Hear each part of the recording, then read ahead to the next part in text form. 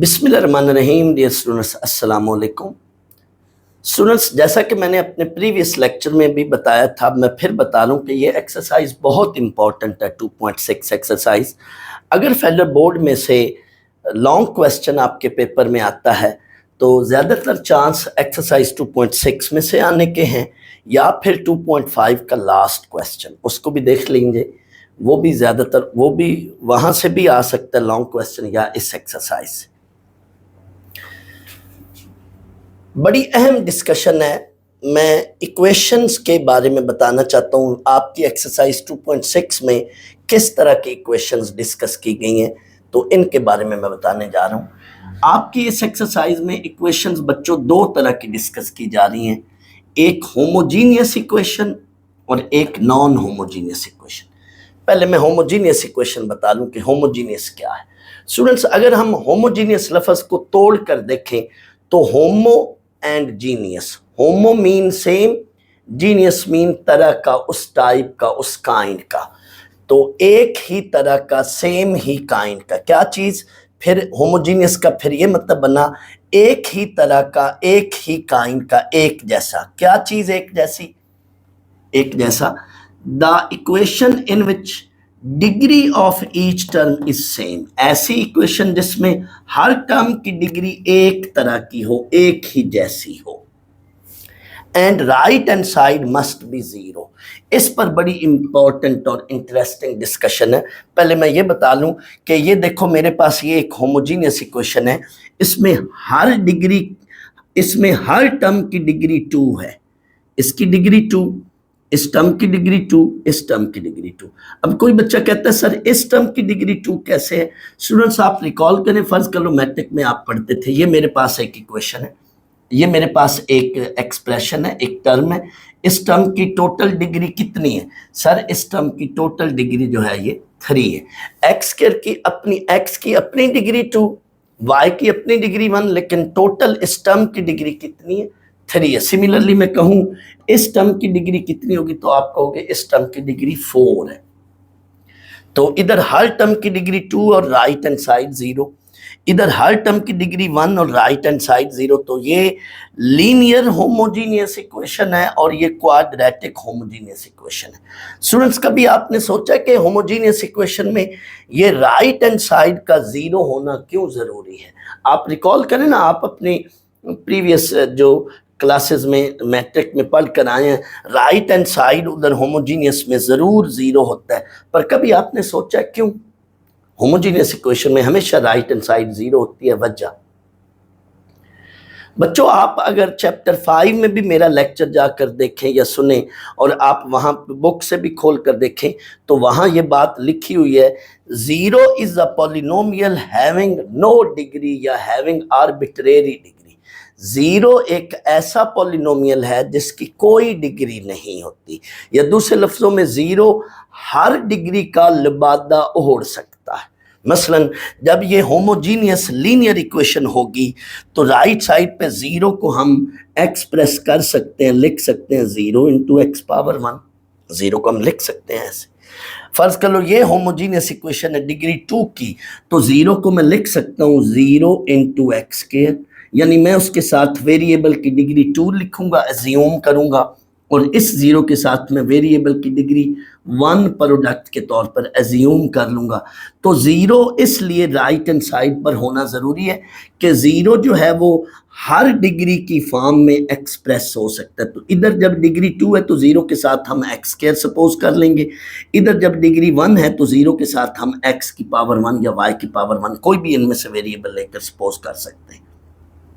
लेकिन फर्ज कर लो यहां पे बच्चों 0 की बजाय 6 हो जाए, या यहां पे 0 की बजाय 9 हो जाए, तो अब ये होमोजीनियस नहीं है, अब ये नॉन होमोजीनियस है। क्यों? 6 को तो हम ऐसे नहीं ना लिख सकते, 6 के साथ हम ऐसे 6x² तो नहीं लिख सकते। ऐसे लिखना तो मैथ के साथ बड़ी फजूल बात होगी कि हम 6 के साथ x के खुद अज्यूम कर लें। 6 के साथ तो x की पावर 0 लिखी जा सकती है। आप रिकॉल करें, constant is a polynomial having degree 0। Constant की डिग्री 0 है, but 0 is a particular constant having no degree. 0 की कोई पक्की डिग्री नहीं होती, 0 हर डिग्री का लिबादा ओढ़ सकता है। दैट्स वाई होमोजीनियस इक्वेशन में इधर 0 होना जरूरी है। अब आए, यही बात नॉन होमोजीनियस में और क्लियर हो जाएगी। तो अब हम नॉन होमोजीनियस इक्वेशन पढ़ते हैं। बहुत सारे लफ्जों के साथ बच्चों जब नॉन का वर्ड आ जाए तो पिछले लफ्ज का अपोजिट हो जाता है। तो इट मीन नॉन होमोजीनियस फिर होमोजीनियस का अपोजिट है। It mean the equation in which degree of each term is not same. इधर हर टर्म की डिग्री सेम हो, इधर हर टर्म की डिग्री सेम ना हो। यानी जैसे ये देखो, ये एक नॉन होमोजीनियस इक्वेशन है, इसमें ये राइट साइड पर 4 है। सर इसमें तो डिग्री हर टर्म की सेम है, बिल्कुल सेम है, लेकिन ये 4 की डिग्री 0 है। 4 is equal to 4 into x power 0। तो इस टर्म की डिग्री 0 है, जबकि इन टर्म की डिग्री 1 है। लिहाजा ओवरऑल तो ये हर टर्म की डिग्री सेम नहीं है। सो this is non homogeneous equation. Similarly ये 5 है। 5 को अभी मैंने कहा 5 के साथ हम ऐसे तो नहीं लिख सकते, बिल्कुल नहीं। हाँ, 5 के साथ हम यूं लिख सकते हैं, यस। अब ये 5 इज अ कांस्टेंट, इसकी डिग्री 0 है। सो इस टर्म की डिग्री 0, बट इन तमाम टर्म्स की डिग्री 1 है। लिहाजा ओवरऑल पूरी इक्वेशन की डिग्री, हर टर्म की डिग्री तो सेम नहीं है। लिहाजा ये भी क्या है, नॉन होमोजीनियस इक्वेशन है। इट मीन होमोजीनियस इक्वेशन के राइट साइड पर 0 होना चाहिए, जबकि नॉन होमोजीनियस इक्वेशन के अंदर राइट साइड पर अगर 0 नहीं है तो वो क्या होगी, नॉन होमोजीनियस इक्वेशन होगी। आगे हम चलते हैं। सिस्टम ऑफ इक्वेशन क्या है स्टूडेंट्स, ये मैं पहले भी बता चुका हूं। अगर हमारे पास किसी भी क्वेश्चन में एक से ज्यादा इक्वेशंस हो, इफ वी डील या if we have more than one equation at a time, कहीं भी हमारे पास at a time more than one equation हो, 2 हो, 3 हो, एक से ज्यादा हो, then it is called system of equation. बच्चों ये मेरे पास होमोजीनियस सिस्टम ऑफ इक्वेशन है 3 इसमें, और ये मेरे पास non homogeneous system of equation है। If we have more than one equation at a time, किसी भी प्रॉब्लम में हमारे पास एक से ज्यादा इक्वेशंस हो तो वो सिस्टम ऑफ इक्वेशन कहलाता है। ये बड़ी जरूरी बात थी, मैं बताना भूल गया। अक्सर होमोजीनियस इक्वेशन का एमसीक्यू यूं बनकर आता है कि this is a linear equation, इसमें इसका होमोजीनियस होना कब मुमकिन है, दिस इज होमोजीनियस इफ, आगे ऑप्शंस होते हैं। तो इफ इसमें फिर आपने कहना है कि के शुड बी, के मस्ट बी 0। एबीसी में से कोई एक या दो वो भी 0 हो सकते हैं, एबीसी में से तीनों नहीं 0 हो सकते। एबीसी में से कोई एक या दो 0 हो सकते हैं, बट के का तो 0 होना जरूरी है। तो ये ऑब्जेक्टिव बनकर आ सकते हैं। Next, linear equation and linear homogeneous equation क्या होता है। लीनियर इक्वेशन आपने पढ़ा हुआ है, ऐसी इक्वेशन जिसमें वेरिएबल की पावर मैक्सिमम क्या हो, 1 हो, हाईएस्ट पावर क्या हो, 1 हो, ऐसी इक्वेशन को हम क्या कहते हैं, linear equation. Linear homogeneous equation, the homogeneous equation in which degree of each term is 1। ये सिर्फ लीनियर इक्वेशन है, ये बल्कि नॉन होमोजीनियस लीनियर इक्वेशन है। और ये क्या है, होमोजीनियस लीनियर इक्वेशन है, राइट हैंड साइड इसमें 0। तो ये या ये दोनों होमोजीनियस लीनियर इक्वेशंस हैं। अब हम बच्चों सॉल्यूशन ऑफ इक्वेशन के बारे में पढ़ते हैं कि किसी इक्वेशन के सॉल्यूशन से क्या मुराद है। स्टूडेंट्स, कोई भी इक्वेशन है जो उसमें इन्वॉल्व वेरिएबल होते हैं, जो उसमें अंदर गिवन वेरिएबल्स होते हैं, उनकी कोई particular value, the value of variable which we put in the given equation and those values satisfy the given equation.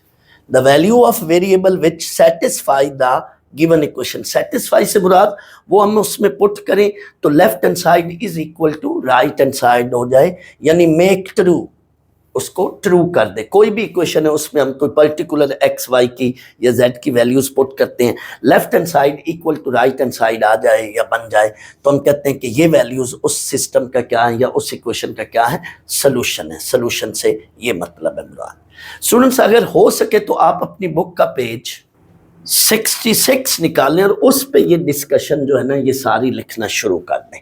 जब ये यहाँ पे आपकी ये डिस्कशन ख़त्म हो रही हो, पेज ख़त्म हो रहा हो, तो बाकी डिस्कशन फिर इधर आगे कंटिन्यू करें। तो ये जो बातें हैं ये बहुत ज़रूरी हैं, ये ज़रूर आप नोट करें, इनसे MCQ बनकर आ जाता है ये जो मैं अब बातें कर रहा हूँ। ये बड़ा अहम नोट है, ये बड़ी अहम बात है। किसी भी सिस्टम के अंदर तीन तरह की सिचुएशंस हो सकती हैं, किसी भी सिस्टम ऑफ इक्वेशन, चाहे वो होमोजीनियस है चाहे वो नॉन होमोजीनियस है, किसी भी सिस्टम के लिए तीन बातें हो सकती हैं। क्या? या तो वो सिस्टम कोई सोल्यूशन नहीं रखता होगा, हैविंग नो सोल्यूशन, या वो सिस्टम सिंगल सोल्यूशन रखता होगा, बताऊंगा सिंगल से क्या मुराद, या वो सिस्टम फिर इनफिनिट यानी अनलिमिटेड सोल्यूशन रखता होगा। अ सिस्टम में have either one solution, a system में हैव इनफिनिट सोल्यूशन, और अ सिस्टम में हैव नो सोल्यूशन। इन तीन बातों से हटकर कोई बात नहीं होगी, ये बड़ा अहम नोट है, ये ज़रूर लिखें। अब इससे आगे ये जो डिस्कशन है ये स्टूडेंट्स में होमोजीनियस इक्वेशन या होमोजीनियस सिस्टम के लिए करने लगा हूँ। ये जो दो बातें हैं ये होमोजीनियस सिस्टम के लिए डिस्कशन, बाद में मैं होमोजीनियस पर भी कुछ डिस्कशन है वो इंशाल्लाह वेट करें। फिलहाल मैं होमोजीनियस सिस्टम के लिए कुछ डिस्कशन है, ये बड़ी अहम बातें हैं, इसको आपने नोट करना। अब टाइप्स ऑफ सॉल्यूशंस पर यूं कह लें कि हम सॉल्यूशन की टाइप्स कर रहे हैं। होमोजीनियस सिस्टम के सॉल्यूशन दो तरह के होते हैं, उसमें दो तरह की सिचुएशंस हो सकती हैं, trivial and non trivial solution. Students, trivial solution क्या होता है? पहले तो मैं सिर्फ वर्ड ट्रिवियल पर थोड़ी सी बहस कर लूं।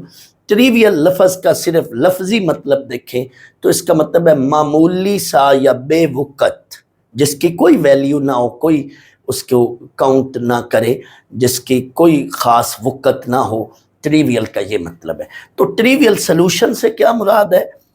The solution of homogeneous equation, linear equation, where all three variable, जो भी उसमें दो या तीन वेरिएबल होंगे एट ए टाइम, उन तीनों की वैल्यू या सारों की वैल्यू क्या हो? जीरो हो।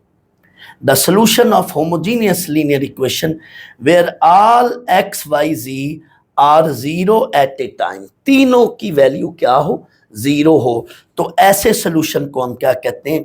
This is called trivial solution. At a time x भी जीरो हो, y भी जीरो हो और z भी जीरो हो, तो इस सॉल्यूशन को हम क्या कहते हैं? Trivial solution. और स्टूडेंट्स, ये सॉल्यूशन हर होमोजीनियस सिस्टम को सेटिस्फाई करेगा, यानी आप इसमें जिस मर्जी इक्वेशन को ले लो, उसमें x जीरो पुट करो, y को भी जीरो पुट करो, z को भी जीरो पुट करो, जिस मर्जी सिस्टम के अंदर से, चाहे ये इक्वेशन ले लो, इसमें x y z तीनों को जीरो पुट करो, left hand side equal to right hand side आएगी। ये देखो मैं पुट कर रहा हूँ, 3 into zero minus 2 into zero plus z की जगह भी जीरो, तो ये zero equal to zero which make true. ऐसी वैल्यू जो किसी सिस्टम में या उसकी इक्वेशन के अंदर हम पुट करें और वो उसको सेटिस्फाई कर दे, left hand side is equal to right hand side आ जाए, तो वो वैल्यू उस सिस्टम का क्या कहलाती है? सॉल्यूशन कहलाती है। तो ये जो है ये इसका सॉल्यूशन है। तो ये बात तय पा गई कि 0 0 0 तो हमेशा होमोजीनियस इक्वेशन का सॉल्यूशन होगा। आप जो मर्जी होमोजीनियस इक्वेशन ले लें, चाहे लीनियर चाहे क्वाड्रेटिक। फिलहाल हम आपकी बुक में ये जो 2.6 एक्सरसाइज है इसमें सारी की सारी लीनियर है, क्वाड्रेटिक नहीं होगी। कोई मर्जी होमोजीनियस सिस्टम ऑफ इक्वेशन ले लें, उसके अंदर आप ये 0 0 0 पुट करें तो वो उसको सेटिस्फाई करेगा। तो इस सॉल्यूशन को कहते हैं ट्रिवियल सॉल्यूशन। अब आप मेरे पॉइंट ऑफ व्यू से इसका नाम स्टैंडर्ड सॉल्यूशन रख लें, परमानेंट सॉल्यूशन रख लें। ये स्टैंडर्ड सॉल्यूशन है, ये परमानेंट सॉल्यूशन है, ये यूनिवर्सल सॉल्यूशन है। हर होमोजीनियस इक्वेशन का ये सॉल्यूशन पक्का है, यूनिवर्सल सॉल्यूशन। बुक में ये नाम नहीं है, मैं वैसे आपको कह रहा हूँ कि ये स्टैंडर्ड सॉल्यूशन है, ये पक्का सॉल्यूशन है हर होमोजीनियस का। तो हम किसी भी होमोजीनियस इक्वेशन के लिए बच्चों फिर ट्रिवियल सॉल्यूशन नहीं ढूंढेंगे। ये तो होता ही होता है, ये तो अंडरस्टूड है, ये तो कॉमन सेंस की बात है कि हर होमोजीनियस का ट्रिवियल सॉल्यूशन तो होता ही होता है। तो हम फिर क्या करेंगे? हम नॉन ट्रिवियल सॉल्यूशन ढूंढेंगे। किसी भी होमोजीनियस सिस्टम ऑफ इक्वेशन के लिए हम क्या ढूंढेंगे? नॉन ट्रिवियल सॉल्यूशन ढूंढेंगे। नॉन ट्रिवियल होता क्या? अभी मैंने बोला था बहुत सारे लफ्जों के साथ जब हम नॉन का वर्ड ऐड करते हैं तो वो उस लफ्ज का अपोजिट हो जाता है। इट मीन नॉन ट्रिवियल क्या है? ट्रिवियल का अपोजिट है सॉल्यूशन अदर देन ट्रिवियल, यानी ट्रिवियल से हटकर, यानी ऐसा सॉल्यूशन जिसमें एट ए टाइम तीनों जीरो ना हो, कोई एक हो जाए या दो हो जाए हो सकता है, लेकिन तीनों जब जीरो होंगे, एक्स की वैल्यू भी जीरो, वाई की वैल्यू भी जीरो और जेड की वैल्यू भी जीरो, तो वो फिर ट्रिवियल होगा, वो नॉन ट्रिवियल नहीं होगा।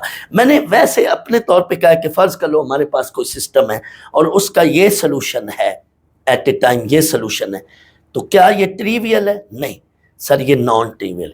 कोई और सिस्टम ऑफ इक्वेशन है फर्ज कर लो और उसका ये सोल्यूशन है, तो क्या ये ट्रिवियल है? नहीं, ये भी नॉन ट्रिवियल। ट्रिवियल तब होता है जब एट ए टाइम तीनों क्या हो? जीरो हो, तो वो सोल्यूशन ट्रिवियल है। नॉन ट्रिवियल क्या होगा? जो इससे क्या हो, हट करो। ये दोनों क्या है? नॉन ट्रिवियल सोल्यूशन है। अब बड़ी अहम बात है बच्चों, याद रख लो ट्रिवियल सोल्यूशन तभी पॉसिबल होगा किसी सिस्टम के अंदर, ट्रिवियल सोल्यूशन तभी पॉसिबल होगा जब ए डिटर्मिनेंट जीरो ना हो, और जब ए डिटर्मिनेंट जीरो हो तो फिर नॉन ट्रिवियल सोल्यूशन पॉसिबल होगा। ये जरा अपोजिट सी बात है, यानी आंसर जीरो जीरो है बट डिटर्मिनेंट जीरो नहीं है, जबकि answer other than zero zero है बट डिटर्मिनेंट जीरो है। तो थोड़ा सा ये सोचो फहम से हटकर बात है। तो आए ऐसा क्यों है, ऐसी सिचुएशन क्यों है कि सर आपने ये कहा कि अगर कोई सिस्टम ट्रिवियल सोल्यूशन, सिर्फ ट्रिवियल सोल्यूशन रखता होगा तो उसमें फिर जो है ए डिटर्मिनेंट जीरो नहीं होगा, और अगर कोई सोल्यूशन अदर देन ट्रिवियल यानी नॉन ट्रिवियल रखता होगा तो उस सिस्टम के अंदर मैट्रिक्स का डिटर्मिनेंट जो है वो जरूर जीरो होगा। ऐसा क्यों है? आए ये मैं बात आपको समझाता हूं। स्टूडेंट्स, आपने पहले मेरे प्रीवियस लेक्चर में इन्वर्जन मेथड में देखा था कि फर्ज करो ये नॉन होमोजीनियस सिस्टम है। नॉन होमोजीनियस सिस्टम के अंदर हम A X is equal to B करते थे इन्वर्जन मेथड में, और फिर x is equal to A inverse B करके हम सोल्यूशन निकालते थे। लेकिन ए इनवर्स बच्चों याद करें, ए इनवर्स ये होता है 1/a डिटर्मिनेंट साथ adjoint of A, adjoint of A. तो ए इनवर्स के लिए हम कहते थे कि ए डिटर्मिनेंट जो है वो जीरो नहीं होना चाहिए। तो फर्ज कर लो, अब यही बात मैं कह रहा हूँ कि फॉर एग्जाम्पल ए, मैं आऊँगा होमोजीनियस पर भी, फर्ज कर लो हम कहते हैं ए डिटर्मिनेंट जीरो नहीं है, बट इस वक्त ये जो सिस्टम है ये होमोजीनियस है, इसमें ये जो बी है, ये बी तो सारा जीरो जीरो मैट्रिक्स है। आप रिकॉल करें ना, उधर हम बी को ये लिखते थे 1 3 1, लेकिन यहाँ पे बी क्या है? 0 0 0। तो आए जी, अब इसमें बी की जगह मैं जीरो पुट कर रहा हूँ और ए डिटर्मिनेंट जीरो नहीं है, तो ये सिस्टम के अंदर, इस इक्वेशन के अंदर देखें x इज इक्वल टू, यानी इसमें बेसिकली यूं समझ लें कि ये सीन है, ऐसा सीन है। इसमें ये जो है ना, ये बी नल मैट्रिक्स है, A X is equal to B, B यहाँ पे ये नल मैट्रिक्स है, ये जीरो नहीं है, ये ओ है। नल मैट्रिक्स को हम कैपिटल ओ से डिनोट करते हैं, तो ये ओ को मैंने ये लिख लिया 0 0 0, यानी बी की ये वैल्यू है, यूं समझ लें। और ए इनवर्स यहाँ से, यानी मैं उसी तरीके से सोल्यूशन अगर निकालूं तो ये ए इनवर्स, अब कोई ना कोई ए इनवर्स निकलेगा। फर्ज कर लो ए इनवर्स कोई ना कोई मैट्रिक्स निकला, ये इससे जब मल्टीप्लाई खाएगा तो वो सारे का सारा क्या हो जाएगा? जीरो मैट्रिक्स हो जाएगा। और x की जगह हम क्या लिखते हैं? x y z, तो x भी जीरो, y भी जीरो, z भी zero. This implies that x भी जीरो, y भी जीरो। इट मीन जब होमोजीनियस सिस्टम में a डिटर्मिनेंट जीरो नहीं होगा तो फिर सोल्यूशन सिर्फ और सिर्फ यही निकलेगा। जब a डिटर्मिनेंट जीरो नहीं होगा, a इनवर्स के अंदर आप पुट करें what ever is the adjoint of a, इसको ना देखें। लेकिन जब ए डिटर्मिनेंट जीरो नहीं होगा, ये जो भी ए इनवर्स बनेगा, ये इससे जब मल्टीप्लाई होगा तो ओवरऑल राइट हैंड साइड क्या बन जाएगी? 0 0 0। और फिर आप इसको इक्वेट करोगे तो x भी जीरो, y भी जीरो, z भी जीरो। इट मीन जब होमोजीनियस सिस्टम ऑफ इक्वेशन होएगा और ए डिटर्मिनेंट जीरो नहीं होगा तो फिर सिर्फ ए की पॉसिबिलिटी है, उस वक्त फिर सिर्फ यही सोल्यूशन ही निकलेगा, कोई और सोल्यूशन नहीं निकलेगा, और इस सोल्यूशन को हम कहते हैं ट्रिवियल सोल्यूशन। अब दूसरे लफ्जों में देखें, it mean non trivial solution फिर कब पॉसिबल होगा, जब ए डिटर्मिनेंट 0 होगा। बट हम इसको इस मेथड से नहीं करेंगे फिर, क्योंकि आप तो फिर कहोगे कि वो एग्जिस्ट ही नहीं करेगा। उसको किस मेथड से, जब ए डिटर्मिनेंट 0 होगा, तो पहली बात ये तय पा गई कि ए डिटर्मिनेंट 0 होने पर हम कहेंगे system having non trivial solution. ये मैं बातें अभी लिखाने जा रहा हूँ, लेकिन मैं ये सिर्फ इनकी रीजन बता रहा हूँ। ये आपको कम लोग बताएंगे इसकी रीजन, कि ये रीजन क्या है। तो मैंने ये रीज़न बता दिए, नॉन ट्रिवियल और ट्रिवियल में ये रीज़न मैं बता रहा हूँ कि ये ऐसा क्यों होता है। जब ए डिटर्मिनेंट 0 होगा तो ओनली सिचुएशन या only possibility is we have trivial solution. But हमें तो चाहिए नॉन ट्रिवियल सोल्यूशन। ये तो अंडरस्टूड होता ही होता है, ट्रिवियल सोल्यूशन तो कॉमन सेंस की बात है, वो होता ही होता है। हमें तो नॉन ट्रिवियल सोल्यूशन चाहिए। तो फिर नॉन ट्रिवियल सोल्यूशन के लिए ए डिटर्मिनेंट का क्या होना चाहिए, ए डिटर्मिनेंट को 0 होना चाहिए। लेकिन इन दैट केस हम फिर सोल्यूशन इस तरीके से नहीं निकालेंगे। हम सोल्यूशन कैसे निकालेंगे, आए यही चीज़ हम डिस्कस करते हैं। बच्चों यहाँ से आगे आपने पहले ये प्रोसीजर लिखना है, procedure for solution of homogeneous system of equation. ये पहले प्रोसीजर लिखना है, प्रोसीजर की जगह वर्किंग रूल भी लिख सकते हैं। स्टूडेंट्स, ये जो प्रोसीजर है ये फॉर नॉन ट्रिवियल सोल्यूशन के लिए, हमें ट्रिवियल सोल्यूशन के लिए प्रोसीजर की ज़रूरत नहीं पड़ेगी। वो मैं अभी थोड़ी देर बाद इस एग्जांपल में बताता हूँ। मैं पहले ये नॉन ट्रिवियल सोल्यूशन के प्रोसीजर के लिए ये पॉइंट्स बता दूँ। आप ये भी हेडिंग दे सकते हैं कि procedure for non trivial solution of homogeneous system of equation, या इस तरह से भी समझ सकते हैं। तो इसके लिए बेटा ये 4 पॉइंट्स हैं। क्या क्या हैं, आपने बुक पे ये ज़रूर लिखने हैं पॉइंट्स। फर्स्ट ऑफ ऑल हमने बच्चों ये चेक करना है कि आया कि ए डिटर्मिनेंट जो है वो 0 है या नहीं है। अगर बच्चों ए डिटर्मिनेंट 0 होगा तो नॉन ट्रिवियल सोल्यूशन पॉसिबल है, वरना सिर्फ ओनली आपको सिर्फ ट्रिवियल सोल्यूशन ही मिलेगा। मैं ऑलरेडी बता चुका हूँ। मैं थोड़ी देर बाद इस बात की वजाहत इस एग्जाम्पल में और उस एग्जाम्पल में कराता हूँ, इस पॉइंट की वजाहत। जब ए डिटर्मिनेंट 0 आ जाएगा, दूसरे लफ्जों में आप कह सकते हैं कि मैट्रिक्स सिंगुलर है। जरूरत नहीं है, मैंने वैसे ही साथ लिख दिया मैट्रिक्स इज सिंगुलर। जब ए डिटर्मिनेंट 0 आ जाएगा तो हम कहेंगे in this situation we say that, या in this case we say that, we claim that given system has non trivial solution. हमने हमेशा नॉन ट्रिवियल सोल्यूशन ढूंढना है, निकालना है, और उसके लिए ये बुनियादी कंडीशन है, ये बेसिक कंडीशन है कि नॉन ट्रिवियल सोल्यूशन के लिए ए डिटर्मिनेंट को क्या होना चाहिए, 0 होना चाहिए। इससे आगे फिर हम क्या करेंगे, अब हम नॉन ट्रिवियल सोल्यूशन निकाल लेंगे। उसके लिए क्या करेंगे, वी सॉल्व एनी 2 इक्वेशन। ये जो आपको 3 इक्वेशन दी गई होंगी उनमें से कोई सी 2 को सॉल्व करना है। आपकी मर्जी है, चाहे 1 2 को सॉल्व कर लें, चाहे 2 3 को सॉल्व कर लें, चाहे 1 3 को सॉल्व कर लें। लेकिन बेटा मैं प्रेफरेबली कॉमनली मैं 1 2 को सॉल्व करूंगा। मैं ये अपनी आदत या आपकी आदत बना लेता हूं कि हम तमाम क्वेश्चन के लिए एक फिक्स पैटर्न याद रख लेते हैं कि हम ज्यादातर सब क्वेश्चंस के अंदर हम पहली 2 इक्वेशंस को सॉल्व करेंगे। और ये किस तरह से सॉल्व करने, सॉल्विंग साइमल्टेनियसली, यानी एलिमिनेशन मेथड से। और हम क्या करेंगे, फर्स्ट टाइम आपकी मर्जी है, एलिमिनेट एक्स करो या वाई करो, जेड ना एलिमिनेट करो। मैं वैसे आपकी आदत बना रहा हूँ कि जेड को ना एलिमिनेट करो, हम या एक्स को एलिमिनेट करेंगे या वाई को। कैसे, आप बच्चों रिकॉल करें, 9th 10th में आपने पढ़ा है। फर्ज कर लो मैं 2 वेरिएबल में इक्वेशन ले रहा हूँ, मैं आपको कहता हूँ कि भाई इस इक्वेशन को सॉल्व करो। तो एलिमिनेशन मेथड ये था कि आप क्या करते हैं, इनमें से या एक्स को एलिमिनेट कर लो या वाई को। फर्स्ट कैसे, आप क्या करते थे, पहले आप या एक्स को एलिमिनेट कर लो या वाई को। कैसे, आपने फर्ज कर लो एक बच्चा कहता है मैं वाई को एलिमिनेट करता हूं, तो सेकंड इक्वेशन को 2 से मल्टीप्लाई कर लो। हमेशा ये देखा करना है कि ये जो भी कोफिशिएंट है इक्वल करने हैं, तो इसको 2 से मल्टीप्लाई करके फिर इनको ऐड कर लो, आपका वाई एलिमिनेट हो जाएगा। फिर आपको x की वैल्यू मिल जाएगी, वो x की वैल्यू वापस इन 2 में से किसी एक इक्वेशन में पुट करेंगे तो आपको y की वैल्यू मिल जाएगी। पहले x की वैल्यू निकालें फिर y की वैल्यू निकालें, या पहले आप x को एलिमिनेट कर लें। स्टूडेंट को ये कहता है कि मैं फर्स्ट इक्वेशन को 3 से मल्टीप्लाई करके इनको सब्ट्रैक्ट करके पहले x एलिमिनेट कर लूँ तो भी ठीक है, आपको y की वैल्यू मिलेगी, y की वो वैल्यू वापस इन दोनों में से किसी एक में पुट करेंगे तो x मिलेगा, बट सोल्यूशन दोनों तरह से सेम आएगा।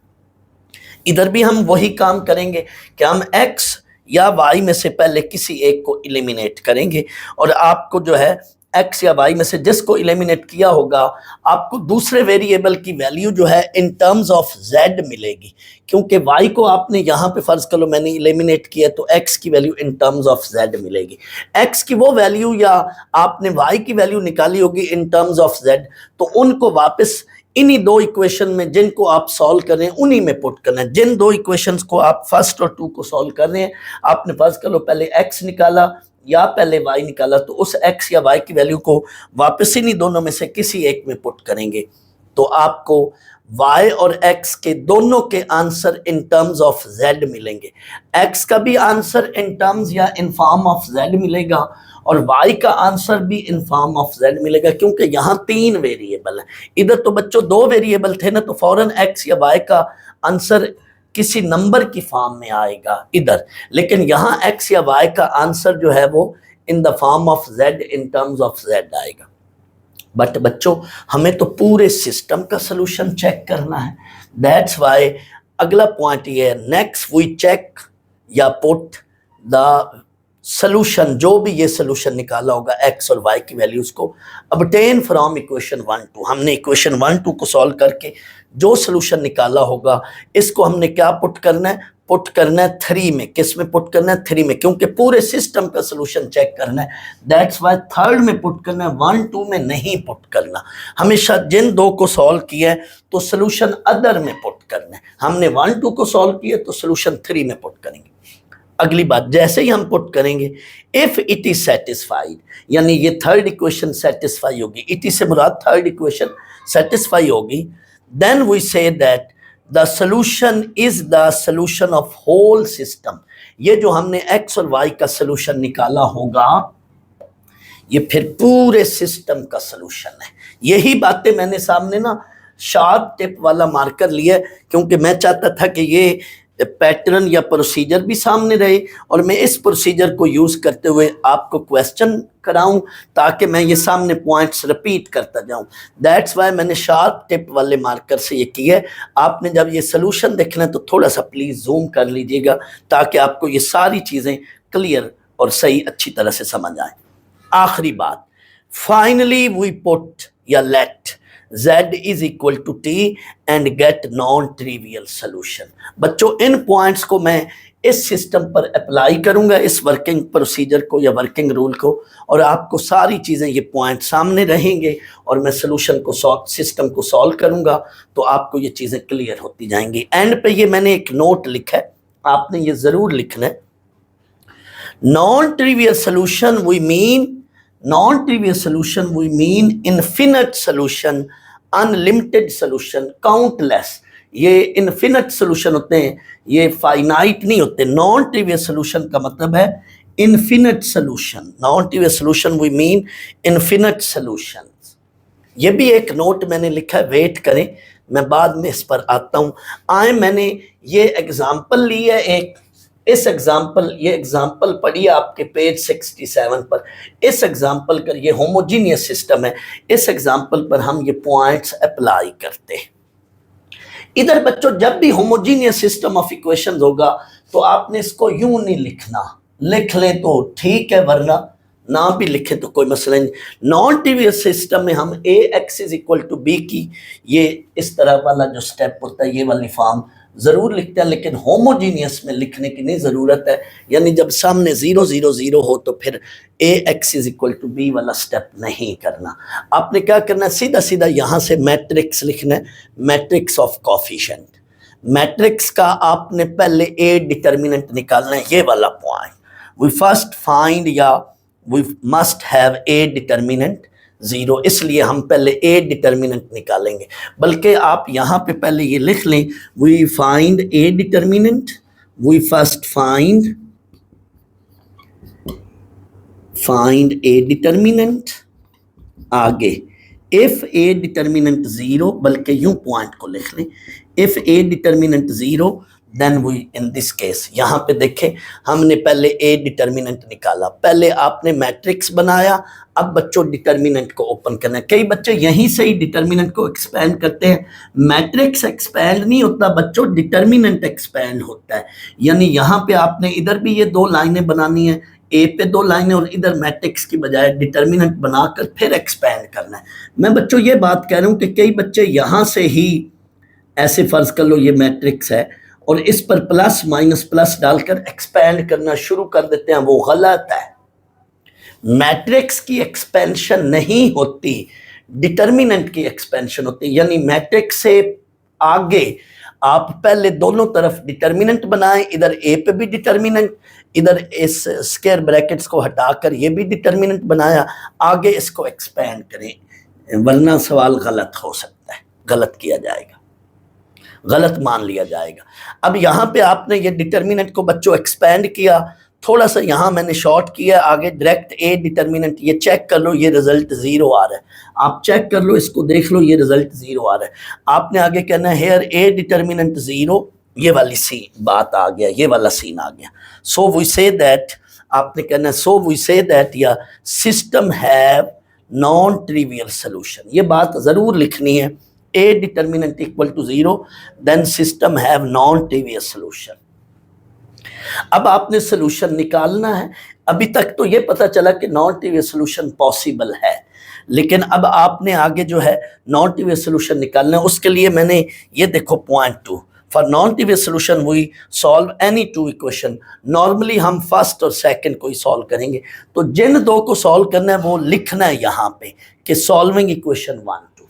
मैं नॉर्मली 1 2 को ही सॉल्व करूंगा। आए बच्चों देखो इसको, इसके लिहाज से देखो कि आपको क्या करना है। जैसे मैंने अभी बात की थी, तो मैं x या y में से ही हमेशा किसी एक को पहले एलिमिनेट करूंगा, फिर रिपीट करूं। जब मैंने बच्चों इक्वेशन 1 2 को सॉल्व करना है, तो या आप x को एलिमिनेट करोगे या y को, z को ना छेड़ो। यानी मैंने x का answer in the form of z and y का answer in the form of z लाना है। सो z को नहीं एलिमिनेट करना, या x को एलिमिनेट कर लो पहले या y को। ऐसा मैं करता हूं कि मैं पहले y को एलिमिनेट कर लेता हूं इक्वेशन 1 2 से। तो क्या करेंगे फिर, सेकंड इक्वेशन को 3 से मल्टीप्लाई करके ऐड कर लो, यही किया। Multiplying equation second equation 2 with 3 and adding with equation 1। ये स्टेटमेंट लिखकर 1 इक्वेशन को तो एज इट इज मैंने लिख लिया, सेकंड को जो है 3 से मल्टीप्लाई किया। बच्चों ये ऐड करेंगे हम, ये कट जाएगा, इधर वैल्यू बनी 7x और इनको ऐड करें plus 11z is equal to 0। मुझे x की वैल्यू यहां से मिलेगी, निकालनी है। तो x की वैल्यू निकालने के लिए 11z को उधर ले गया हूं, 7x इधर। अब मुझे x की वैल्यू निकालनी है, तो ये उधर जाके डिवाइड हो जाएगा, ये एक वैल्यू मेरे पास आ गई। इसको अब कोई नाम दे दे, a दे देना। इस x की वैल्यू को, जाहिर है जब आप x या y की वैल्यू पहले निकालते हो तो फिर वापस उन वैल्यूज को इन दोनों में से किसी एक में पुट करना है।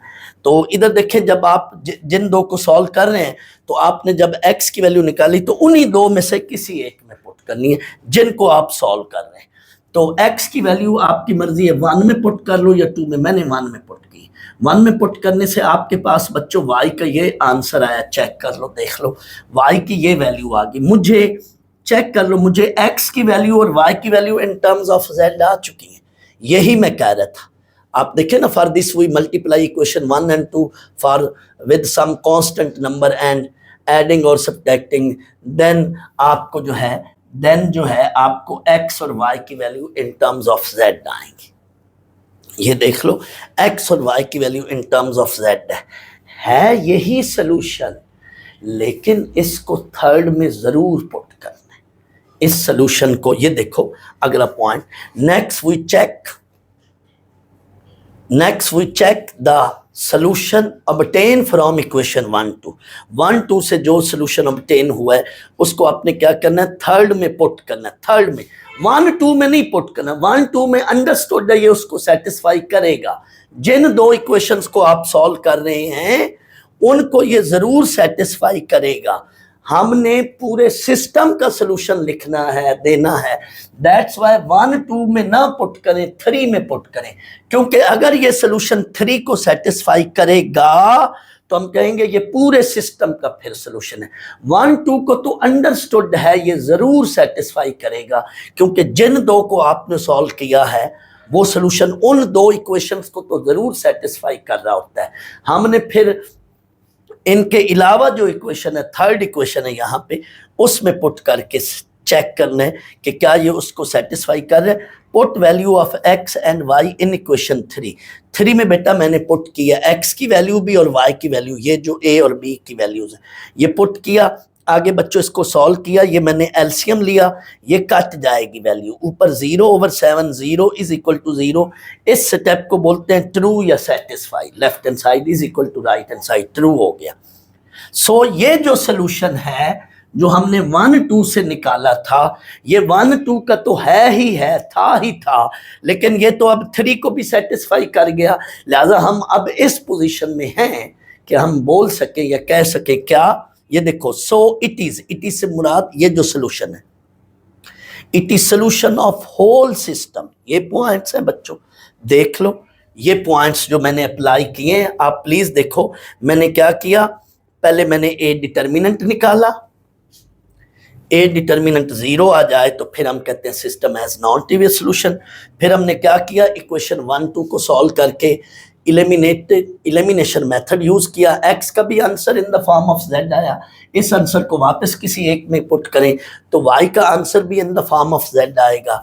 तीसरा पॉइंट, नेक्स्ट वी चेक या put this solution which is obtained from equation 1 2 in equation 3, if it is satisfied, ये satisfy कर गया, then we say that this solution is the solution of whole system। Points जो ये procedure के points थे मैंने इस एग्जाम्पल के अंदर अप्लाई किए। आखिर में ये आखिरी पॉइंट, ये बड़ी अहम बात है, आखिरी point, finally we let z is equal to t and get non trivial solution. आखिर में आपने क्या करना है, ये ट्रू कहने के बाद given so it is solution of whole system. And पे बच्चों आपने एंड पे ये स्टेप जरूर करना है, क्या, let z is equal to t, यानी जो राइट साइड पे ये वेरिएबल है ना z को लेट कोई नाम देना है। बुक वालों ने t दिए हुए, हम भी t दे रहे हैं, वरना आप u या v भी नाम दे सकते हैं। Let z is equal to t, इस पर मेरे पास बड़ी इंटरेस्टिंग डिस्कशन है, इंशाल्लाह अभी बताता हूं या करता हूं। Then equation a becomes x is equal to -11 by zt and equation b becomes y is equal to -1 by 7 into t। This is the, ये एंड पे मैंने कहा which is the non trivial solution, इसको हम non trivial solution कहेंगे।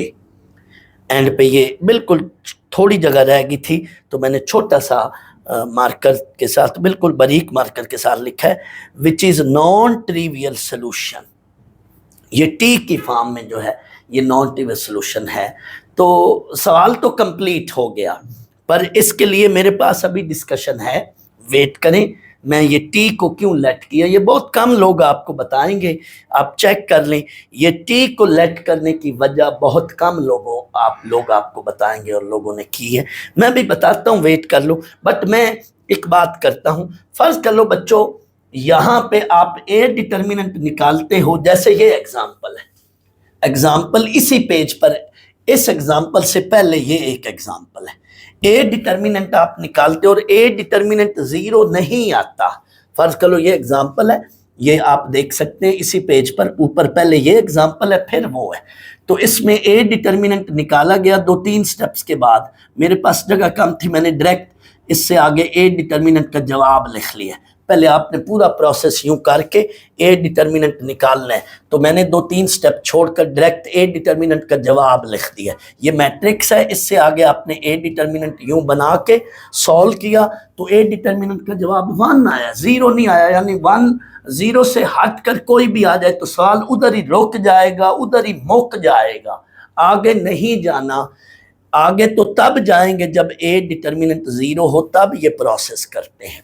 अगर ए determinant 0 ना हो, सवाल उधर ही खत्म हो जाएगा। आप कहोगे so only non trivial solution is, so only trivial solution is possible, so only trivial solution is possible. सिर्फ इसका यानी ये कहा जा रहा है कि सिर्फ इसका ट्रिवियल सोल्यूशन ही है, नॉन ट्रिवियल सोल्यूशन नहीं है, ये ट्रिवियल सोल्यूशन ही है। इट मीन ट्रिवियल सोल्यूशन तो हमेशा होता ही होता है, हर इक्वेशन के लिए ट्रिवियल सोल्यूशन तो अंडरस्टूड है, ये वो नोट है, ट्रिवियल सोल्यूशन ऑलवेज एग्जिस्ट। किसी भी होमोजीनियस सिस्टम के लिए ट्रिवियल सोल्यूशन तो अंडरस्टूड होता है, यानी वो आगे हमने ट्रिवियल ढूंढना नहीं है, निकालना नहीं है, हमने जब भी ढूंढना या निकालना क्या करना है, नॉन ट्रिवियल ढूंढना है। और नॉन ट्रिवियल के लिए ये शर्त है कि ए डिटर्मिनेंट क्या होना चाहिए, जीरो। जब ए डिटर्मिनेंट जीरो होएगा तो आगे हम ये सॉल्विंग साइमल्टेनियसली वाला मेथड करेंगे। बच्चों सोचो, ये let z equals to t put करने की क्या वजह है, इससे कुछ हिंट मिल रहे हैं। Non trivial solution, unlimited solution, तो ये चीज मैं यहीं पे पड़ी रहने देता हूं, मैं यहां पे इसका जवाब देता हूं, क्योंकि ये चीजें फिर नॉन ट्रिवियल अनलिमिटेड सोल्यूशन, ये मैं चीज बेसिकली सामने रखना चाहता हूं, तो मैं उस बात का जवाब let z equal to t यहां देता हूं। पहले आप ये देख लो, ये सारे पॉइंट टैली कर लो, मैंने उसके सामने ये अप्लाई किए हुए हैं, आप प्लीज नोट कर लो। बच्चों ये जितनी भी डिस्कशन हो रही है, ये सारी की सारी डिस्कशन इनफैक्ट एक्सरसाइज 2.6 के क्वेश्चन 1 के लिए मैं कर रहा हूँ। क्वेश्चन 1 में तमाम के तमाम पार्ट्स जो है वो होमोजीनियस सिस्टम ऑफ इक्वेशन से रिलेटेड हैं। सिर्फ फ़र्क क्या है, ये जो एग्जांपल है इसमें एक्स वाई जी है, जबकि क्वेश्चन के अंदर x1, x2 और x3 की फॉर्म में। तरीकाकार वही है, मैं ऑलरेडी आपको मैं अपने प्रीवियस लेक्चर में भी बता चुका हूँ कि x जो है वो और x1 में कोई फ़र्क नहीं, सिमिलरली y और x2 में कोई फ़र्क नहीं, और z और x3 में कोई फ़र्क नहीं, यानी यहाँ x y z है, उधर x1 x2 x3 होगा। बाकी पैटर्न या प्रोसीजर सारा यही है। सवाल बच्चों ये जो एग्जाम्पल है, ये यहाँ पे सवाल आपका ख़त्म है, लेकिन मैं आपको अपने उस सवाल का जवाब या उस बात की वजाहत देना चाहता हूँ कि यहाँ पे हम let z equal to t क्यों करते हैं। इसीलिए मैंने लिखा है कि ये क्वेश्चन का हिस्सा नहीं है, it is not part of solution, ये सोल्यूशन का हिस्सा नहीं है, सिर्फ मैं आपको मज़ीद एक्सप्लेनेशन कर देता हूँ। फ़र्ज़ कर लो आप बच्चों टी की बजाय z को कोई पर्टिकुलर वैल्यू दे दो, टी ना दो, z को कोई स्पेसिफिक वैल्यू दे लो, जो आपका मन करता है, जो आपका दिल करता है z को वैल्यू दे लो। तो यही बात लिखी हुई है, वी कैन एज्यूम, असाइन लिख लो, एज्यूम लिख लो, पुट लिख लो, टेक लिख लो, कुछ मर्जी, any particular value to z। आप कोई स्पेसिफिक वैल्यू दे लें t की जगह, z को आप फर्ज कर लो, एक स्टूडेंट कहता है मैं 3 लेट करता हूँ, z को अगर वो 3 लेट करेगा तो 3 के अगेंस्ट x और y की भला वैल्यू क्या बनेंगी, इधर आप 3 पुट करें तो x बनेगा -33/7 और ये y जो बनेगा ये -3/7 बनेगा। यानी z को हम वैल्यू खुद लेट करेंगे, बट x और y की वैल्यू यहाँ से बनाएंगे, निकालेंगे। तो ये x और y की वैल्यू मैंने बना ली। अब आप चेक कर लें, ये एक हमारा नॉन ट्रिवियल सोल्यूशन है, which is one non trivial solution. क्या मतलब, आप इस सोल्यूशन को सिस्टम के अंदर किसी मर्जी इक्वेशन में पुट करें, left hand side equal to right hand side आएगी। ये चेक कर लो, मैंने इस सोल्यूशन को इक्वेशन 1 में पुट की है, चेक कर लो, वो इक्वेशन 1 में x की जगह ये वैल्यू पुट की है, y की जगह ये वैल्यू पुट की और z की जगह 3। आप ये एलसीएम लो इसका, 7 -33, ये -9 और ये 6/1 है, तो 7 जब इससे मल्टीप्लाई होगा तो ये +42 बन जाएगा। तो ये ऊपर जीरो और नीचे 7, 0 बन गया। 0 is equal to c 0, this is true, इसको ट्रू कहते हैं। So this is one solution, ये पर्टिकुलर सोल्यूशन है, ये ट्रिवियल नहीं है, it is non trivial. Trivial वो होता है जिसमें एट ए टाइम तीनों x y z 0, तो ये एक नॉन ट्रिवियल सोल्यूशन है। You can assign any particular value to z, but 0 नहीं लेनी, क्योंकि अगर आप z को 0 लोगे तो x और y दोनों 0 बन जाएंगे। 0 से हटकर जो दिल करता है, एक बच्चा कहता है लेट मैं -1 पुट करता हूँ, तो इसके लिहाज से आपने फिर x और y बना लो, इक्वेशन ए से और बी से x और y ये बन रहे हैं, चेक कर लो और इसको भी पुट करो किसी मर्जी में। मैं तो 1 में पुट कर रहा हूँ, आपकी मर्जी है बच्चों 2 में पुट करो या 3 में, क्योंकि ये पूरे सिस्टम का एक अदर जो है सेकंड कह लें नॉन ट्रिवियल सोल्यूशन है। ये पुट करके देख लो, ये भी ट्रू कर रहे हैं। इसका ये मतलब हुआ कि फिर हर बंदा अपनी मर्जी का non trivial solution, specific solution निकालता जाएगा। बट मैथमेटिशियन ने इस बात से बचने के लिए यानी पर्टिकुलर हर बंदे का अलग अलग पर्टिकुलर आंसर आएगा, तो उन्होंने फिर क्या किया, लेट z को एक जनरल वैल्यू असाइन कर ली, let z is equal to t, जो ये राइट साइड पे वेरिएबल है ना z को t देकर ये जनरल सोल्यूशन है। बट इसका मतलब है these are infinite solution, non-trivial solution we mean unlimited और इन्फिनिट सोल्यूशन, क्योंकि हर बंदा अपनी मर्जी से अलग अलग सोल्यूशन निकालता जाएगा। z की हर पर्टिकुलर वैल्यू के अगेंस्ट x और y मिलते जाएंगे और ये आपके इन्फिनिट सोल्यूशन होंगे। तो ये सिर्फ करना नहीं है सवाल के अंदर, ये सिर्फ मैंने आपको वजाहत अलग से दिखा दी है कि लेट जेड टी करने की वजह क्या है। तो हम जनरली लेट जेड को टी पुट करते हैं, पर्टिकुलरली इस तरह से, but it is not part of question. आए अब बच्चों हम क्वेश्चन नंबर 1 करते हैं, उसके अंदर सारा यही काम होगा। तो सिर्फ फ़र्क क्या होगा, एक्स वाई जी की बजाय x1 x2 x3 होगा। ये कभी भी सवाल के अंदर ये वाला काम आपने नहीं करना, ये तो मैंने वैसे एक्स्ट्रा इंफॉर्मेशन या एक्स्ट्रा एक्सप्लेनेशन की है, ज़रूरत नहीं है। ये तो सिर्फ आपकी मैंने तसल्ली के लिए, आपके जो बच्चा थोड़ा सा इंटेलेक्चुअल है, जो ये सोचता हो, उसमें कुछ इस तरह के जरासीम हो कि वो कहता हो ये लेट जेड क्यों किया है, तो टी को लेट क्यों किया है, तो इसकी पर्टिकुलरली मैंने वजाहत बता दी है। बहुत कम लोग आपको इसकी वजाहत बता दें, आप देख सकते हैं, चेक कर सकते हैं। स्टूडेंट्स, अभी जो मैंने आपको एग्जांपल कराई उसमें भी हमने सोल्यूशन ऑफ होमोजीनियस इक्वेशन निकाला।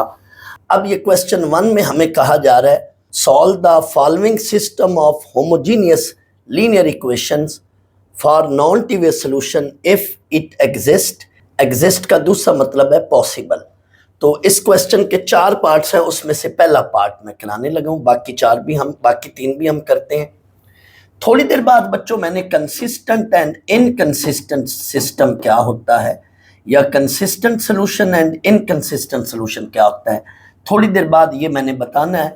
पहले आप ये फर्स्ट पार्ट देख लें। इस पार्ट में या उस एग्जाम्पल में कोई फर्क नहीं है, बिल्कुल लाइन ब लाइन, लफज ब लफज सेम उसी पैटर्न पर हम करेंगे जैसे थोड़ी देर पहले हमने एग्जाम्पल की थी। फर्क क्या है, सिर्फ इतना फर्क है, यहाँ पे x1 x2 x3 है, जबकि उस एग्जाम्पल में x y z था, बाकी सारा कुछ वही। हमने पहले मैट्रिक्स A लेना है। स्टूडेंट्स, होमोजीनियस में आपने ये वाला स्टेप नहीं करना, उसके लिखने की ज़रूरत नहीं है, जो हम AX is equal to B वाला करते थे ना क्रैमर रूल या इन्वर्जन मेथड में। इधर चूंकि राइट साइड पे सारी वैल्यू 0 है तो ये O नल मैट्रिक्स को शो करे, ये वाला स्टेप नहीं करना। डायरेक्ट आपको क्या है, पहले A मैट्रिक्स लिखना है, बनाना है, फिर इसका डिटर्मिनेंट निकालना है। हमेशा हमारी ख्वाहिश ये होगी, हमारा मकसद ये होगा कि पहले हम A डिटर्मिनेंट निकालें, A डिटर्मिनेंट के बाद फिर आगे डिसीजन करेंगे कि क्या बनता है। तो ये A डिटर्मिनेंट कैसे निकालते हैं ये मैंने बड़ी डिटेल में आपको मेरे प्रीवियस लेक्चर्स में बताए हुए। जो बच्चे मेरे लेक्चर सुन रहे हैं उनको A डिटर्मिनेंट निकालना अब उनके लिए कोई मुश्किल मसला नहीं है, लेकिन किसी बच्चे को अगर A डिटर्मिनेंट डिटेल में देखना हो तो 2.3 का मेरा पहला लेक्चर देखे, तो उसमें A डिटर्मिनेंट डिटेल में निकाला हुआ है मैंने। तो ये A डिटर्मिनेंट का यहाँ पे आंसर 0 आ रहा है। पहले 3 पार्ट्स जो इस एक्सरसाइज के क्वेश्चन 1 के पहले 3 पार्ट्स हैं, उन तीनों में A डिटर्मिनेंट 0 है। अगर A डिटर्मिनेंट 0 ना हो, जो कि चौथा पार्ट है, तो सवाल इधर ही रुक जाएगा, इधर ही ख़त्म हो जाएगा। आगे हम कहेंगे so only trivial solution possible, trivial solution exist. Students, हर होमोजीनियस इक्वेशन का ट्रिवियल सोल्यूशन तो होता ही होता है, इसका भी ट्रिवियल सोल्यूशन है। हर होमोजीनियस इक्वेशन को ट्रिवियल सोल्यूशन से मुराद ऐसा सोल्यूशन जिसमें x y z तीनों एट ए टाइम 0 हो, वो होता ही होता है। हमें यहाँ कहा जा रहा है कि नॉन ट्रिवियल निकालें, तो नॉन ट्रिवियल के लिए ये कंडीशन होना बहुत जरूरी है, क्या? A determinant that should be equal to 0, या दूसरे लफ्जों में कह लें मैट्रिक्स इज सिंगुलर। अब आगे हम कहेंगे so non trivial solution possible या एग्जिस्ट। एग्जिस्ट का मतलब, या एग्जिस्ट का मतलब पॉसिबली है, एग्जिस्ट का मतलब पॉसिबली है, दैट्स वाई इधर मैंने पॉसिबल भी लिखा है। आपकी मर्जी पॉसिबल लिखे या सिर्फ एग्जिस्ट लिखे। अब आगे आपने सॉल्व करना है कोई सी दो इक्वेशन। तो नॉर्मली जो है मैं पहली दो इक्वेशंस को ही सॉल्व किया करता हूं, और आपने बच्चों x1 और x2 में से कोई एक वेरिएबल एलिमिनेट करना है। xy उधर मैंने बोला था, इधर x1 और x2 में से कोई एक वेरिएबल एलिमिनेट कर लें। तो देखें मैं x1 को यहाँ पे एलिमिनेट कर रहा हूँ। x1 को एलिमिनेट करने के लिए क्या करेंगे, इक्वेशन, इनको अब नाम देना होगा, इक्वेशन 1, इक्वेशन 2 और ये इक्वेशन 3। तो आपने इक्वेशन 2 को 2 से मल्टीप्लाई करके इनको आपस में सब्ट्रैक्ट करना है, यही बात मैंने लिखी है। Multiplying equation 2 with 2 and subtracting from 1, 1 ऊपर रखनी है और 2 इक्वेशन को ये मैंने 2 इंटू इक्वेशन 2 करके ये सॉल्व किया। अब इनके साइन चेंज करने, ये जो सेकंड इक्वेशन है, ये जो नई बनी है, इसके बच्चों हम साइन चेंज करेंगे। ये x1 कट गया, यहां से देखें तो ये x2 minus 2x3 is equal to 0। तो आपको x2 की वैल्यू मिल गई, दूसरे लफ्जों में y की वैल्यू मिल गई। तो x2 की ये वैल्यू मिल चुकी है, x1 को हमने इलिमिनेट कर लिया, दूसरे लफ्जों में हमने x को इलिमिनेट कर लिया। अब इसकी वैल्यू को वापस आपने इन दोनों में से किसी एक इक्वेशन में पुट करना है। मैंने 1 में पुट कर लिया। जैसे ही आप 1 में पुट करेंगे तो आपको x1 का आंसर मिलेगा, यानी आपको बच्चों x2 और x1 का आंसर मिलेगा इन टर्म्स ऑफ x3। उधर जो था प्रीवियस एग्जांपल में आपको x और y का आंसर मिला था इन टर्म्स ऑफ z, यहाँ पे z की बजाय क्या है, x3 है। बिल्कुल वही बातें, वही लाइन। अब आपने इन दोनों सॉल्यूशंस को बच्चों 3 में जरूर पुट करना है। 3 में अगर हम ना पुट करें तो हम ये जुमला कहने के काबिल नहीं है, हम इस पोजीशन में नहीं होंगे कि it is the solution of whole system. जब तक हम 3 में इस सॉल्यूशन को और इस सॉल्यूशन को पुट नहीं करेंगे, हम ये कहने के काबिल नहीं हो सकते, हम ये कहने के काबिल नहीं बन सकते कि it is the system of whole solution.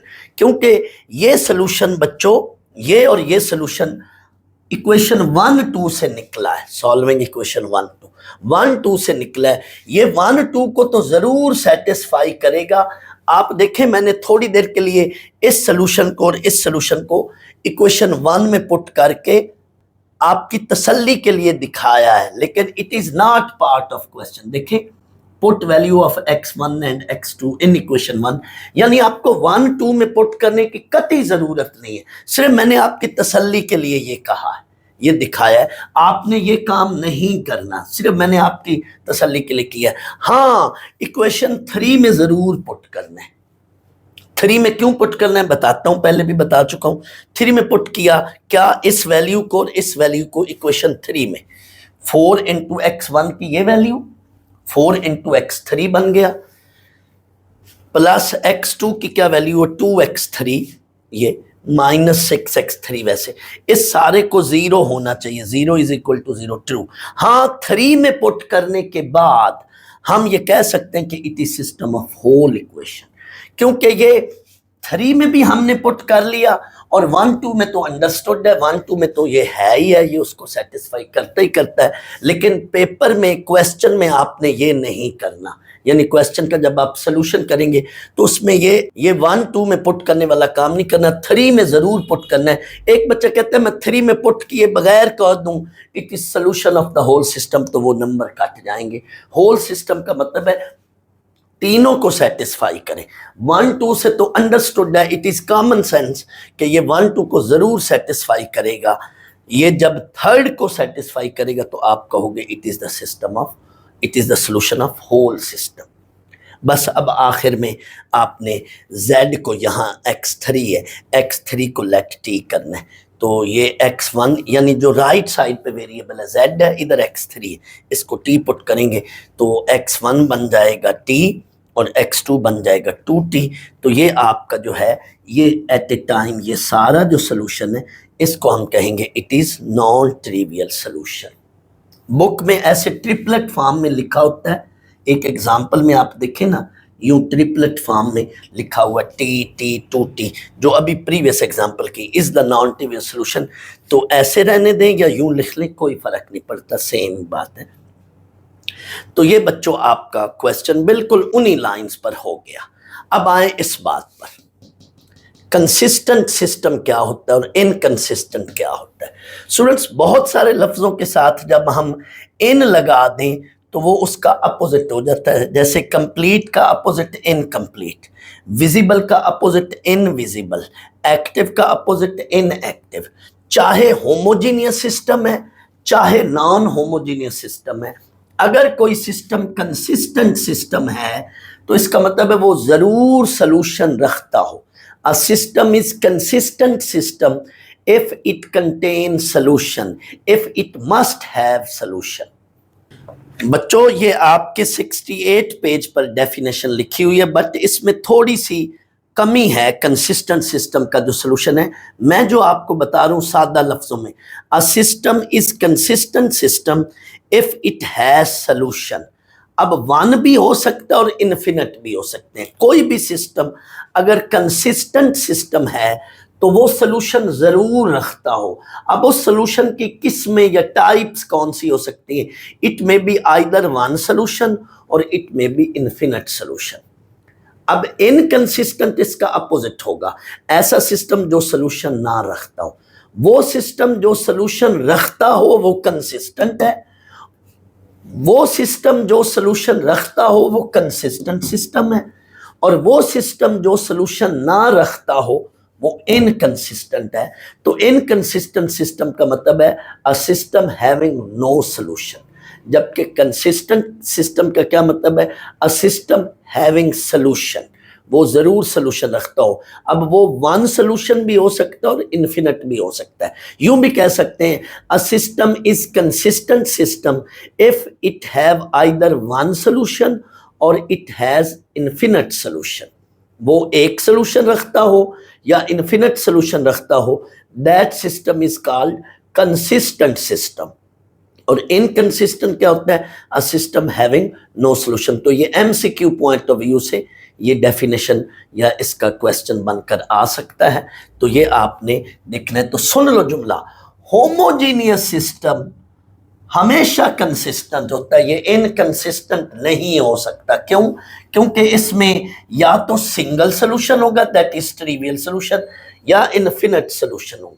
Homogeneous कभी इनकंसिस्टेंट नहीं हो सकता। होमोजीनियस सिस्टम हमेशा कंसिस्टेंट होता है। हाँ, कुछ नॉन होमोजीनियस सिस्टम ऐसे होंगे, आगे आप देखेंगे कि उनमें सोल्यूशन नहीं निकलेगा, तो उसको हम कहेंगे ये इनकंसिस्टेंट सिस्टम है। लेकिन होमोजीनियस सिस्टम हमेशा कंसिस्टेंट होता है, उसमें आइदर वन सोल्यूशन होगा या आइदर इन्फिनिट होंगे। जैसे इसी क्वेश्चन का पार्ट 4 जो है उसमें सिर्फ एक सोल्यूशन होगा। इसमें भी ये सोल्यूशन है, लेकिन इसके साथ साथ नॉन ट्रिवियल भी है। ट्रिवियल तो हर सिस्टम का होता है, लेकिन फोर्थ पार्ट का सिर्फ ट्रिवियल सोल्यूशन होगा, नॉन ट्रिवियल उसका एग्जिस्ट नहीं करता।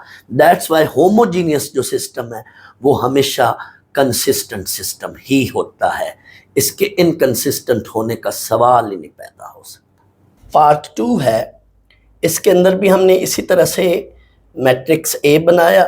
आगे हमने मैट्रिक्स का डिटर्मिनेंट लेना है।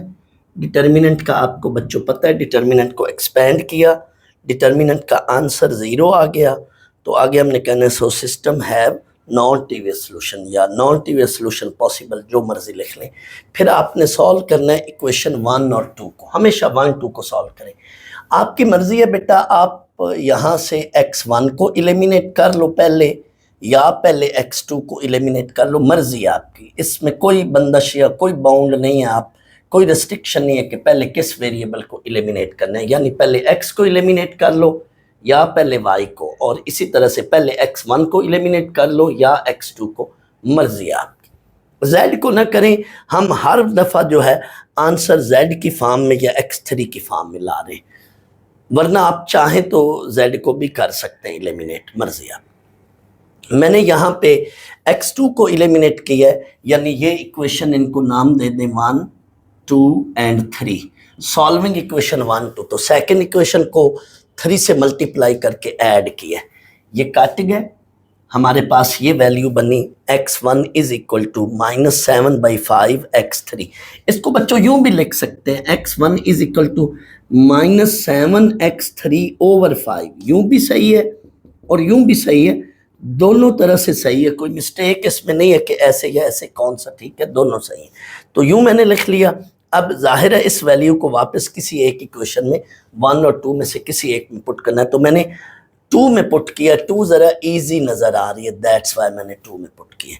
तो हमारे पास एलसीएम लेने के बाद ये x2 का ये आंसर आ गया। अब आपने क्या करना है, x1 और x2 के आंसर को, इन वैल्यूज़ को x3 में पुट करना है, पुट इन इक्वेशन 3, और एलसीएम लें, सॉल्व करें, ये रिजल्ट भी 0 इज इक्वल टू 0। ट्रू या सेटिस्फाई एक ही बात है, लफ्ज़ ट्रू लिख लें या सेटिस्फाई लिख लें। सो आगे हमने कहना है so it is the solution of the whole system.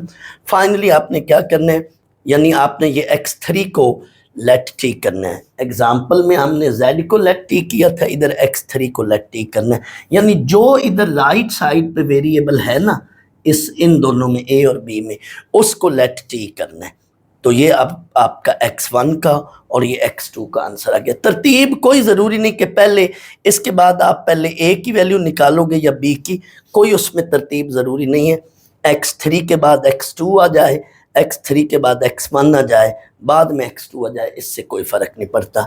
This is the solution. हाँ, इसको आपने अगर उस तरह से ट्रिपलेट फॉर्म में लिखना हो तो पहले x1 की वैल्यू, फिर x2 की वैल्यू और फिर x3 की वैल्यू। अगर आपने इसको ट्रिपलेट फॉर्म में लिखना हो ऐसे, पहले x की वैल्यू फिर y की वैल्यू, इसलिए मैं ट्रिपलेट फॉर्म लिखने से गुरेज करता हूं कि बच्चों से ये मिस्टेक हो, कहीं मिस्टेक ना हो जाए।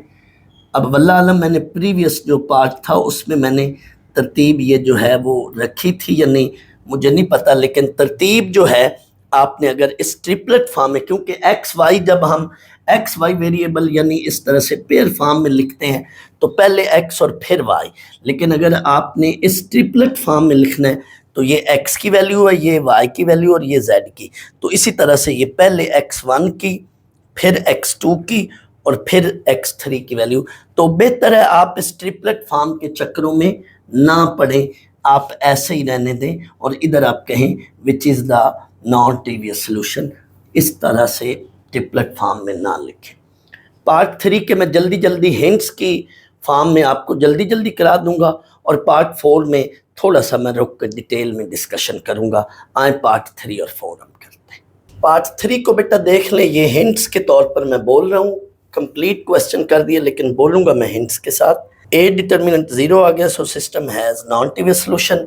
आगे आपने 1 2 को सॉल्व करके उधर से ये सोल्यूशन मिल जाएगा, उसको पुट इन 3 करेंगे, पुट इन 3 करेंगे, 0 इज इक्वल टू 0 आ जाएगा। So system it is solution of whole system. And पे आपने x3 को लेट टी करके ये सोल्यूशन नॉन ट्रिवियल सोल्यूशन निकाल लेना है। ये बिल्कुल पिछले पार्ट्स की तरह है, आप इसको उसी मेथड के साथ सॉल्व कर लें, मैंने इन शॉर्ट आपको बता दिए।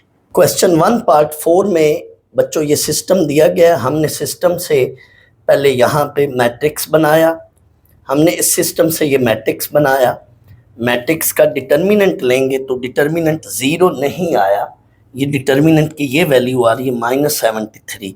अगर डिटर्मिनेंट का जवाब, इस क्वेश्चन की बात हो रही है, 0 ना आए तो फिर हम कहेंगे so non trivial solution does not exist. Non trivial solution जो है वो एग्जिस्ट नहीं करता, बस ख़त्म बात, यानी आगे सवाल जाएगा नहीं, बात इधर ही ख़त्म हो जाएगी। क्वेश्चन 2 में आए, यहाँ पे वो कह रहे हैं find value of lambda for which the following system of homogeneous linear equation have non trivial solution. उसने खुद बोल दिया कि सिस्टम जो है वो नॉन ट्रिवियल सोल्यूशन रखता है। बच्चों फिर इस सवाल में हमने ए डिटर्मिनेंट को चेक नहीं करना कि ए डिटर्मिनेंट जीरो है या नहीं है, बल्कि हमने इस सवाल में ए डिटर्मिनेंट को खुद जीरो पुट कर लेना है। क्यों? क्योंकि गिवन है कि सिस्टम नॉन ट्रिवियल सॉल्यूशन रखता है। यानी आपके पास अगर बुक है, बुक निकालें और क्वेश्चन 2 के अंदर आप कहीं भी क्वेश्चन 2 के अंदर ये लिख लें कि in this question we put a determinant equal to zero, यानी ये हमने इसमें ए डिटर्मिनेंट को खुद जीरो लेकर चलना है। क्यों? सामने ये मेंशन करेंगे कंडीशन कि system has non trivial solution. पहला काम ये करना है कि वैल्यू ऑफ लैम्डा निकालनी है। इसी में दूसरा काम ये भी करना है कि also solve the system for value of lambda, यानी जो आपको वैल्यू ऑफ लैम्डा मिल जाएगी फिर उस लैम्डा की वैल्यू को सिस्टम में पुट करके सिस्टम को सॉल्व भी करना है। यानी इसमें दो काम करने आए। पहला काम हम देखते हैं, सिस्टम गिवन है, फर्स्ट पार्ट सिस्टम गिवन है, इसके साथ हमने ये मैट्रिक्स बनाया। आगे हमने ये खुद लिखना है कि here we put a determinant equal to zero, सामने ये रीजन देनी है as system has non trivial solution, या यूं लिख लें या पहले लिख लें it is given that system has non trivial solution so we put a determinant equal to zero. A determinant की वैल्यू लिख ली, साथ ही इक्वल टू जीरो पुट कर दिया। बच्चों आप एक लम्हे के लिए अपनी बुक निकालें, पेज 51, बुक का पेज 51, क्वेश्चन 4 2.3 एक्सरसाइज। इसमें हमें कहा जा रहा है कि find value of lambda so then given matrices are singular.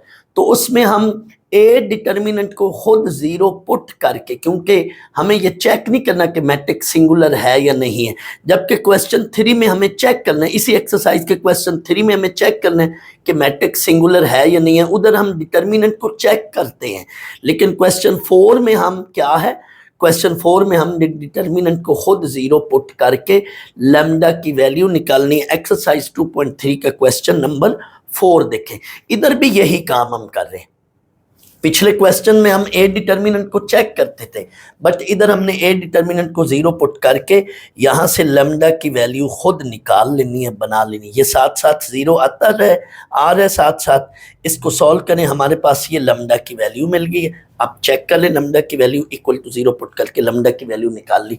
ये पहला हिस्सा हो गया यहां तक, लेकिन वो कहता है अब इस वैल्यू ऑफ लैम्डा को सिस्टम में पुट करके उसको सॉल्व भी करें।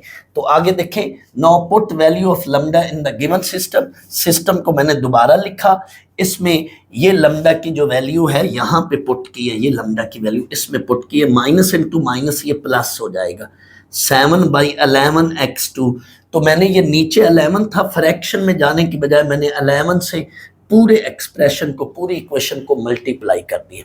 यानी इक्वेशन 1 में देख लें, लैम्डा की वैल्यू पुट करके 11 से मल्टीप्लाई कर दिया, और ये इक्वेशन 2 और ये 3, यानी अब ये सिस्टम ये फॉर्म या ये शक्ल इख्तियार कर गया। अब इसको सॉल्व करना है, यानी इसके अंदर अब ए डिटर्मिनेंट जीरो नहीं चेक करना, क्योंकि ऑलरेडी गिवन है कि सिस्टम नॉन ट्रिवियल सॉल्यूशन रखता है। आगे जस्ट सॉल्व करना है, सॉल्व करने का वही तरीका, सॉल्विंग इक्वेशन 1 2 को सॉल्व किया मैंने, सिंप्लीफाई किया, ये x2 की वैल्यू मिली है, x2 की वैल्यू को वापस इक्वेशन 2 में पुट कर लें तो ये x1 की वैल्यू मिली है। x1 और x2 की वैल्यू को आपने इक्वेशन 3 में पुट करें, जगह कम थी, आगे एलसीएम खुद ले लें तो ये चेक करें 0 इज इक्वल टू 0 आ गया। एंड पे आपने लिखना है, फाइनली यहाँ पे मैं चलो लिख देता हूँ, put x3 is equal to t, this implies that, यानी आपके साथ ये जो इक्वेशन ए है और ये इक्वेशन बी है, इनको आप वो जो है फॉर्म दे दें, x2 that is equal to 11/13t and b implies that x3 that is equal to 10/13t, this is the non-trivial solution। यानी आगे आपने नॉन ट्रिवियल सोल्यूशन निकालना भी है, तो इन दोनों को आपने पहले सिस्टम की इक्वेशन 3 में पुट करके देखना है कि क्या वो उसको सेटिस्फाई करती है। सेटिस्फाई करने के बाद फिर आपने ये नॉन ट्रिवियल सोल्यूशन निकाल लिया। यानी इसमें लैम्डा की वैल्यू निकालने के बाद आल्सो सॉल्व द सिस्टम, यानी हमने नॉन ट्रिवियल सोल्यूशन भी सिस्टम का निकालना है। तो आगे वही सॉल्विंग वाला काम करना है जो हमने प्रीवियस क्वेश्चन में किया था, वही सारा काम।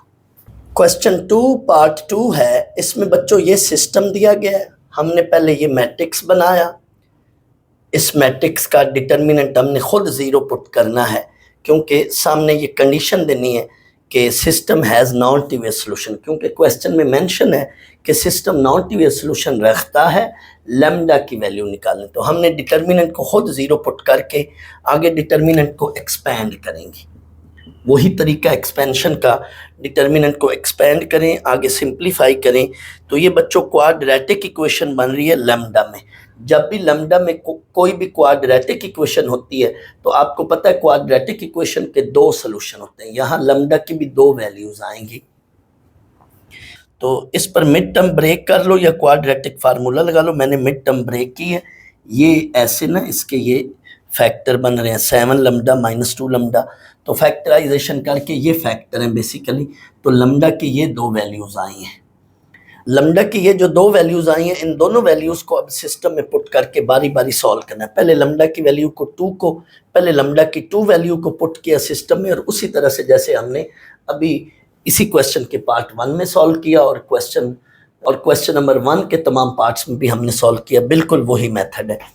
ये देखें, सॉल्विंग इक्वेशन 1 2 को सॉल्व किया, multiplying equation 1 with 2 and subtracting. जैसे ही आप इसको सब्ट्रैक्ट करेंगे ये कट जाएगा। ये हमारे पास वैल्यू बन गई x2 की वैल्यू को वापस इक्वेशन 1 में या 2 में किसी में मर्जी पुट कर ले। मैंने 1 में पुट किया, हमारे पास ये वैल्यू बन गई। x2 की और x1 की वैल्यू को इक्वेशन 3 में पुट करने, ये उसको सेटिस्फाई कर रहा है। उसी तरह से सारा आखिर में आपने कहना है x3 is equal to let x3 put x3 is equal to t। तो आपका ये नॉन ट्रिवियल सोल्यूशन है। आगे फिर लैम्डा इज इक्वल टू -7 के लिए केस 2 बना लें। लैम्डा इज इक्वल टू -7 के लिए केस 2 बना लें, सिस्टम में पुट करें। ये आपके पास ये सिस्टम बन जाएगा। ये अब आपको मैं बच्चों असाइनमेंट के तौर पर दे रहा हूँ। मैंने सोल्यूशन नीचे लिख दिया ताकि आपको प्रॉब्लम ना हो। आपने करना क्या है, इस इक्वेशन को 2 से मल्टीप्लाई करके इनको आपस में सब्ट्रैक्ट करना है। इधर आपने दोबारा ये रोमन में 1 2 नाम ना दें, अब आप ऐसे डिजिटल फॉर्म में 1 2 नाम दे दें। इक्वेशन 1 को 2 से मल्टीप्लाई करके आपस में सब्ट्रैक्ट करें तो x1 एलिमिनेट हो जाएगा, x2 की ये वैल्यू मिलेगी। x2 की वैल्यू वापस किसी एक में पुट कर लें तो x1 की ये वैल्यू मिलेगी। x1 और x2 की वैल्यू को आप इक्वेशन 3 में पुट करेंगे, 0 इज इक्वल टू 0 ट्रू आ जाएगा। फिर आपने आखिर में x3 is equal to let t करके आपने सोल्यूशन निकालना है। तो आपका ये सोल्यूशन बनेगा x2 is equal to 5t, x1 is equal to 17t। जब आप x3 को लेट t पुट करोगे तो आपका ये नॉन ट्रिवियल सोल्यूशन बन जाएगा। इसको आपने इस हिस्से को आपने एज ए असाइनमेंट के तौर पर खुद करना है। ये सवाल काफ़ी लेंथी है, अगर ये सवाल आ जाए तो आपने पूरा इस तरह से सॉल्व करना है और इसको भी आगे पूरा सॉल्व करना है। मैंने तो वीडियो लंबी हो जाएगी इसलिए मैंने यहाँ पे आपको एज ए असाइनमेंट के तौर पर ये हिंट्स लिखकर आगे कह दिया कि खुद कर लें, लेकिन पेपर में आ गया ये सवाल तो काफ़ी लेंथी है।